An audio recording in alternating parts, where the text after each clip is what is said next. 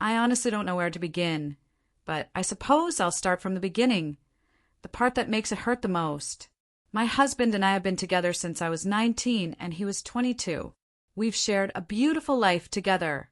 We've been married for 6 years, have 2 wonderful children, and I'm currently 6 months pregnant with our third. I thought we had built a solid foundation, a love strong enough to withstand any storm. But life, as I've learned, can be both brutal and unpredictable. 2 years ago, my world began to crack when my dad was diagnosed with stage 3 colon cancer. He's my only parent. My mother passed away when I was 12. My dad is my rock, my guiding star. His laughter can fill a room and soothe even the heaviest heart. His bear hugs have a magic way of piecing you back together when you feel shattered.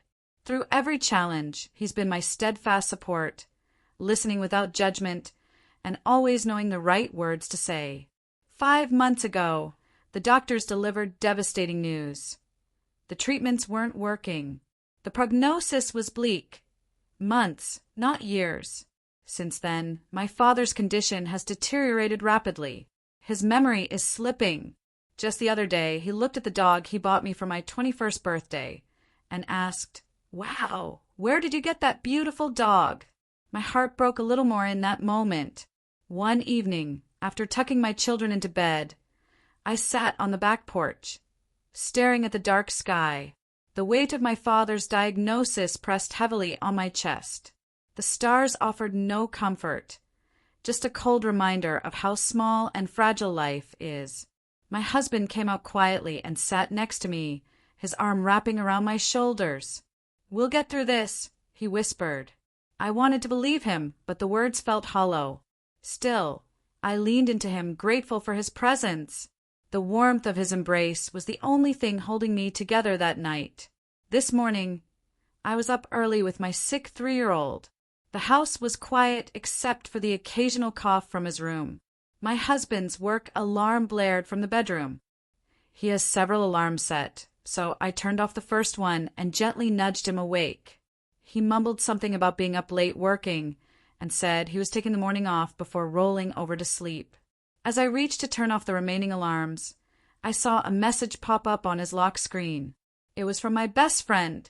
I'm assuming since there hasn't been an angry pregnant lady on my doorstep. "You haven't told her about us yet." Time stood still. My hands trembled as I unlocked his phone and read their messages. For 4 months, my husband had been having an affair with my best friend. 4 months of lies, deceit, and betrayal. I remembered the day I first introduced them. We were hosting a barbecue in our backyard. My best friend arrived with her contagious laugh and warm hugs, instantly charming everyone, including my husband. They joked about their shared love for soccer and argued playfully over which team was better. I had stood there, heart full, thinking how lucky I was to have them both in my life. What shocks me most is that there were no signs, none. My husband remained as loving and attentive as ever. He was the same gentle, caring man I married. There were no late-night work excuses, no lingering touches between them, no suspicious glances. They acted as they always had. She even called him her brother. How twisted is that? I've been sitting here for hours clutching his phone, replaying every interaction, every memory. I keep asking myself what I missed, but the truth is I didn't change. I remained a loving wife and devoted mother. Despite my grief over my father, I never let it consume me. My children were still cherished, my household duties never neglected, and I never stopped being his partner. That afternoon, I stood in the kitchen, mindlessly stirring a pot of soup. My hands shook as I imagined the conversation I would have with him. What would I say? How could I even form the words? "Mommy, can I have some juice?" my eldest interrupted, snapping me back to the present. I smiled tightly and poured him a glass, silently promising myself that I would protect my children from the storm. Later that day, I drove to my best friend's house. My heart was pounding as I parked in front of her familiar driveway. The place that had always been a sanctuary now felt like hostile territory. She opened the door, her face lighting up in surprise. "Hey, what brings you here?" she asked, her voice warm and cheerful, as if nothing had happened.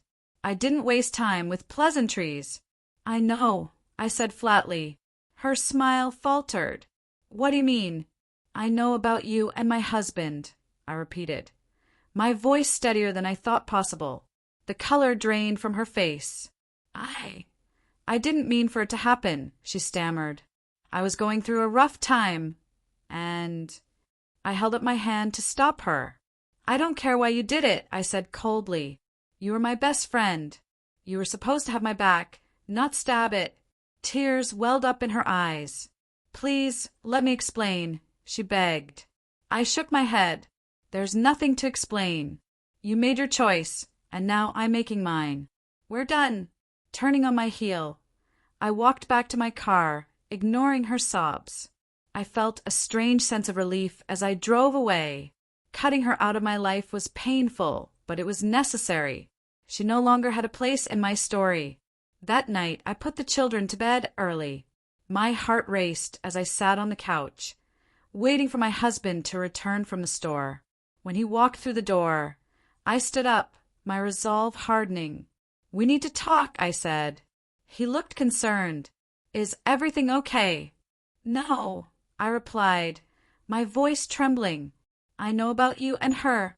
His face paled, and for a moment he was speechless.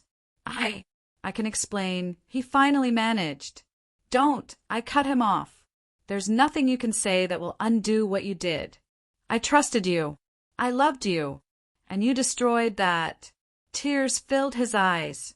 "I'm so sorry. I was stupid and selfish. Please don't give up on us. We can fix this." I shook my head. "You didn't just betray me. You betrayed our family. And for what? A cheap thrill." "I love you," he whispered, his voice breaking. "You have a funny way of showing it," I said bitterly. "You made your choice, and now I'm making mine." "I'll do whatever it takes," he pleaded. "Counseling, moving away, anything. Just please don't leave me." His desperation was palpable, but I had already made up my mind. "I need time," I said firmly. "But for now, you need to leave." He opened his mouth to protest, but I held up my hand. "If you love me, like you say you do, you'll respect this." He nodded slowly, tears streaming down his face. "Okay," he whispered, as he packed a bag and walked out the door. I stood there, numb but resolute. My life had been shattered, but I wasn't broken. I would rebuild for myself and for my children. The first week after my husband moved out was surreal. The house felt hollow without him. I didn't miss the man he had become, but I mourned the life we had built together. The children sensed the tension, though I did my best to keep their routine stable. Filing for divorce was one of the hardest decisions I've ever made, but it was necessary. I met with a lawyer who guided me through the process. Each step felt like tearing off a new scab, exposing raw wounds, but I knew I had to push forward. My father, despite his deteriorating health, was my greatest support. One afternoon, as we sat on his porch, he took my hand. "You're stronger than you think," he said, his voice gentle but firm. "This storm won't define you. It'll shape you." Those words became my mantra. In the weeks that followed, I focused on creating a new normal for my children and myself. We established new traditions: Friday movie nights, Saturday pancake breakfasts, and evening walks to the park. The laughter of my children became a balm for my wounded heart. Therapy sessions helped me process the betrayal and navigate my grief. I learned to forgive, not for their sake, but for mine. Holding on to anger only kept me chained to the past. The divorce was finalized 6 months later. Standing outside the courthouse, I felt a strange mix of sadness and relief. I was free, not just from my husband's betrayal, but from the weight of pretending everything was okay. As I walked to my car, the sun broke through the clouds, casting a warm glow on the street. It felt symbolic, a new beginning. This is not the end of my story. It's the beginning of a new chapter. I will weather this storm and come out stronger. If not for me, then for my children, who deserve a mother who stands tall despite the chaos. I am choosing peace, strength, and a future filled with hope.